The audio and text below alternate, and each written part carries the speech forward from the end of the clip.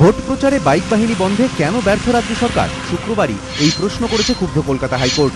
আর হাইকোর্টের এই ক্ষোভের মধ্যেই বীরভূমের সিউড়িতে স্থানীয় তৃণমূল বিধায়কের নেতৃত্বে দেখা গেল বাইক বাহিনীর বিশাল মিছিল। ইনি হলেন সিউড়ির তৃণমূল বিধায়ক স্বপন কান্তি ঘোষ। সিউড়ি ১ নম্বর ব্লকে পঞ্চায়েতের প্রচারে বেরিয়েছেন। সামনে ৫০-৬০টি বাইকের বিশাল মিছিল, এক গ্রাম থেকে আরেক গ্রাম ঘুরছে বাইক বাহিনী। বাইকে দলীয় পতাকা, মুখে স্লোগান, পেছনে গাড়িতে তৃণমূল বিধায়ক। এক একটি গ্রামে বাইক বাহিনী থামছে, বিধায়ক বক্তব্য পেশ করছেন, তারপর পরের গ্রামের উদ্দেশ্যে রওনা। কিন্তু রাজ্য নির্বাচন কমিশন বাইক মিছিলে নিষেধাজ্ঞা জারি করেছে। আদালতও প্রশাসনকে কড়া হতে বলেছে। তা সত্ত্বেও বাইক মিছিল কেন? এই প্রশ্নের জবাবেও তৃণমূল বিধায়ক টানলেন ৩৪ বছরের বাম রাজত্বের প্রসঙ্গ।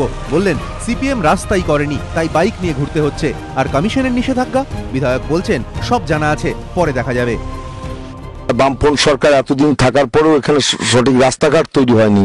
অনেক জায়গা আছে যেখানে হেঁটে হেঁটে আমাদেরকে জায়গায় যেতে হবে।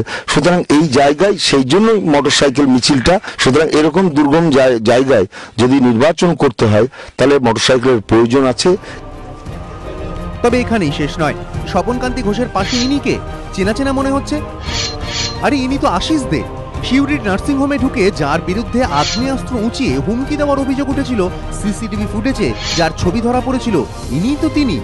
কিন্তু সিউড়ির তৃণমূল বিধায়কের পাশে আশিস দে কি করছেন? তৃণমূলের তো দাবি ছিল আশিসকে দল থেকে বহিষ্কার করা হয়েছে। আশিস নাকি তাদের দলেরই কেউ নন। তাহলে পঞ্চায়েতের প্রচারে তৃণমূল বিধায়কের পাশে বসে কি করছেন আশিস দে? এ বিষয়ে কিন্তু নিরুত্তর বীরভূমের তৃণমূল নেতৃত্ব। গোপাল চট্টোপাধ্যায়, এবিপি আনন্দ, বীরভূম।